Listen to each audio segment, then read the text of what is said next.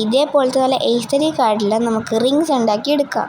അപ്പോൾ ഈ clay rings ഉണ്ടാക്കാനായിട്ട് നമുക്ക് ക്ലേ വേണം. അപ്പോൾ ക്ലേ എങ്ങനെ ഉണ്ടാക്കണം എന്നുള്ള ലോങ് വീഡിയോ എൻ്റെ ചാനലിൽ ഞാൻ പോസ്റ്റ് ചെയ്തിട്ടുണ്ട്.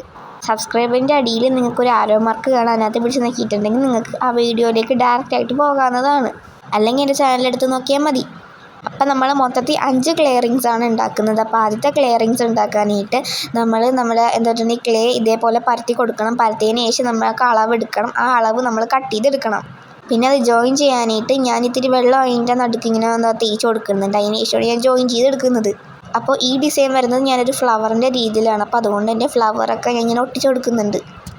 ഡോട്ടായിട്ട് ഞാൻ ക്ലേ ഇങ്ങനെ ഇതേപോലെ ആക്കിയെടുത്തതിന് ശേഷമാണ് ഞാൻ ഒട്ടിച്ച് കൊടുക്കുന്നത്.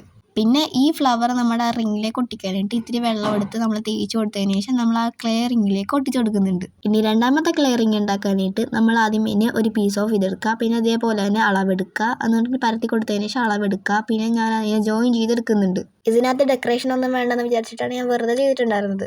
ഇനി നമുക്ക് മൂന്നാമത്തെ ഉണ്ടാക്കാം. ഇതേപോലെ പരത്തിയെടുത്തതിന് ശേഷം ഞാൻ ഇതേപോലെ ഒന്ന് പ്രസ് ചെയ്തെടുക്കുന്നുണ്ട്.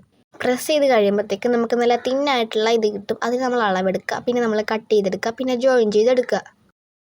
പിന്നെ കുറച്ചും കൂടെ ക്ലേ എടുക്കുന്നുണ്ട്. ഞാനൊരു ഹാർട്ട് ഷേപ്പാണ് ഉദ്ദേശിക്കുന്നത്. അപ്പോൾ അതുകൊണ്ട് തന്നെ അതിനനുസരിച്ച് ഞാൻ ചെയ്തെടുക്കുന്നുണ്ട്. ഹാർട്ട് ഷേപ്പ് ആക്കുന്ന സമയത്ത് ചെറിയ ഹാർട്ട് ഷേപ്പ് വേണം ഉണ്ടാക്കാൻ. ഞാൻ വലുതുണ്ടാക്കിയിട്ടുണ്ടായിരുന്നു. അപ്പോൾ അതുകൊണ്ട് തന്നെ അതിന് ചേരുന്നുണ്ടായിരുന്നില്ല. പിന്നെ വെള്ളം കൊണ്ട് നമ്മൾ അതിനെ ഇതാക്കി ഒട്ടിച്ച് കൊടുക്കണം. പിന്നെ നമ്മൾ നാലാമത്തെ ഉണ്ടാക്കാനായിട്ട് ഇതേപോലെ തന്നെ പരത്തിയെടുക്കുന്നുണ്ട്. പരത്തിയെടുത്തതിന് ശേഷം അളവെടുക്കുക. പിന്നെ അതിനെ കട്ട് ചെയ്തെടുക്കുക. പിന്നെ എന്ത് ചെയ്യണം, നമ്മൾ അതിനെ ജോയിൻ ചെയ്തെടുക്കണം. പിന്നെ എനിക്ക് ഏറ്റവും ഇഷ്ടപ്പെട്ടുള്ള ക്ലേ റിങ് ആണ് ഇത്. അപ്പോൾ അതുണ്ടാക്കാനായിട്ട് ഞാൻ ഇതേപോലെ ഇത് ഒട്ടിച്ച് കൊടുക്കുന്നുണ്ട്. ഇത് സ്ട്രോബെറിയാണ് ഞാൻ ഒട്ടിച്ച് കൊടുത്തിട്ടുണ്ടായിരുന്നത്. പിന്നെ നമ്മൾ ക്ലേ നമ്പർ 5 ഉണ്ടാക്കാനായിട്ട് ഇതേപോലെ എടുക്കുക, അളവെടുക്കുക, കട്ട് ചെയ്തെടുക്കുക. പിന്നെ എന്ത് ചെയ്യണം, അത് ജോയിൻ ചെയ്തെടുക്കണം. പിന്നെ എന്തൊക്കെ സാധനം ഒട്ടിക്കാനൊക്കെ ഉണ്ടെങ്കിൽ അത് നിങ്ങൾക്ക് വേണമെങ്കിൽ പശ കൊണ്ട് ഒട്ടിക്കുക. അപ്പം നല്ല സ്ട്രോങ് ആയിട്ട് ഇരുന്നോളും. പിന്നെ 2 ഡോട്ട്സ് എടുത്ത് നമ്മൾ അതിൻ്റെ മുകളിൽ ഒട്ടിച്ച് കൊടുക്കുന്നുണ്ട്. ഇനി കളർ ചെയ്യുക എന്നതാണ്. അത് ഞാൻ പറഞ്ഞു തരേണ്ട ആവശ്യമില്ല. കാര്യം നിങ്ങൾക്ക് ഇഷ്ടമുള്ള രീതി നിങ്ങൾക്ക് കളർ ചെയ്തെടുക്കാവുന്നതാണ്.